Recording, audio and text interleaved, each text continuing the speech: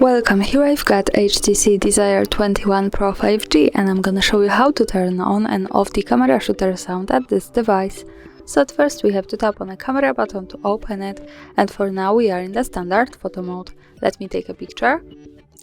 As you can hear, the sound is turned on. To turn it off, let's move to this settings bar and pick the second from the left button to get access to more options about the camera we can manage. Now let's move to this button with settings so we can open the advanced camera options.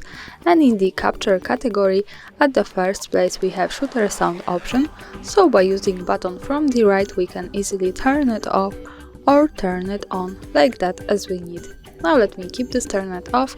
Let's move back to the camera and take another picture. And now we can't hear anything.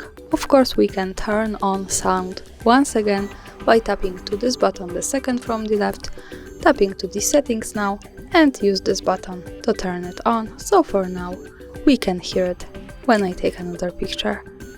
And that's all. Thanks for watching, subscribe our channel and leave the thumbs up.